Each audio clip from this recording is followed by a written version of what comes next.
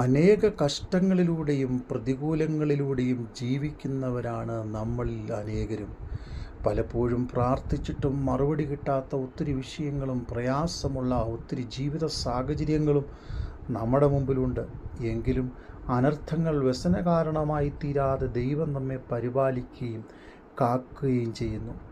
നമ്മുടെ ജീവിതത്തിൽ നാം വളരെ വ്യഗ്രതയോടുകൂടി ദൈവസന്നിധിയിൽ അടുത്തു ചെല്ലുകയും താഴ്മയോടും മനോവിനയത്തോടും കൂടെ കർത്താവിൻ്റെ ആലോചന അന്വേഷിക്കുകയും ചെയ്യേണ്ടുന്നത് ആവശ്യമാണ്. 107 സങ്കീർത്തനം 20 വാക്യം, അവൻ തൻ്റെ വചനമയച്ചവരെ സൗഖ്യമാക്കി, അവരുടെ കുഴികളിൽ നിന്ന് അവരെ വിടുവിച്ചു. അതെ, നമ്മളുടെ ദൈവം വചനമയച്ച് വിടുവിക്കുന്ന ദൈവമാണ്. നമ്മുടെ ദൈവം കുഴികളിൽ നിന്ന് നമ്മളെ വിടുവിച്ച് കരകയറ്റി, ഞാനോ ലോകാവസാനത്തോളം എല്ലാ നാളും നിങ്ങളോട് കൂടെയുണ്ട് എന്ന് അരുളി ചെയ്യുന്ന ദൈവമാണ്. പലപ്പോഴും നാം പ്രാർത്ഥിച്ചിട്ട് മറുപടി കാണാത്ത ജീവിത പ്രശ്നങ്ങൾ, നിരാശകൾ, വേദനകൾ ഒന്നൊന്നായി അത് വിട്ടൊഴിയാതെ നമ്മളെ അലട്ടുമ്പോഴും എന്നെ ശ്രദ്ധിക്കുന്ന എല്ലാവരോടും ദൈവസന്നിധിയിൽ വിളിച്ചു പറയട്ടെ, തൻ്റെ വചനമയച്ച് വിടുവിക്കുന്ന ഒരു സർവശക്തനാകുന്ന ദൈവം നമ്മോട് കൂടെയുണ്ട്. അതെ, മോഷ്ടിപ്പാനും അറുപ്പാനും മുടിപ്പാനും മാത്രമാണ് കള്ളൻ വരുന്നത്. എന്നാൽ തൻ്റെ വചനമയച്ച് തൻ്റെ ഭക്തന്മാരെ വിടുവിക്കുന്നവനാണ് നമ്മുടെ ദൈവം.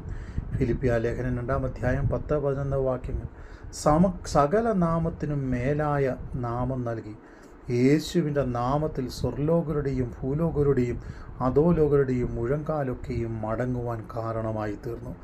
ഇന്ന് നമ്മിൽ അലട്ടപ്പെടുന്ന ഒത്തിരി പ്രശ്നങ്ങളുടെയും കാരണം പൈശാചിക മണ്ഡലങ്ങളും പിശാചിൻ്റെ പ്രവൃത്തികളുമാണ്. എന്നാൽ പിശാചിൻ്റെ പ്രവൃത്തികളെ അഴിച്ചു കളവാൻ തക്കവണ്ണം ദൈവാത്മാവിൽ ശക്തി പ്രാപിച്ചുകൊണ്ട് ആത്മബലവും ധൈര്യവും ദൈവികമാകുന്ന ചൈതന്യവും ശക്തിയും ഏറ്റെടുത്തവരായി അനുദിന ജീവിതത്തിൽ നാം ധൈര്യത്തോടെ മുൻപോട്ട് പോകേണ്ടുന്നത് ആവശ്യമാണ്. കാരണം യോഹന്നാൻ സുവിശേഷം 14 അധ്യായം 13 വാക്യം, നിങ്ങൾ എൻ്റെ നാമത്തിൽ എന്നോട് അപേക്ഷിക്കുന്നതൊക്കെയും പിതാവ് പുത്രനിൽ മഹത്വപ്പെടേണ്ടതിന് കർത്താവ് നമുക്കായി നൽകി തരും.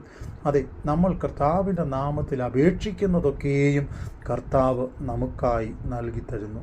സകല നാമത്തിനും മേലായ നാമമുള്ള ദൈവം, തൻ്റെ വചനമയച്ച് തൻ്റെ ഭക്തന്മാരെ വിടുവിക്കുന്ന ദൈവം, അതെ, ഇന്നും നമ്മുടെയും ജീവിതത്തിൽ പ്രവർത്തിപ്പാൻ ശക്തനാണെന്ന് നാം മറന്നു പോകരുത്.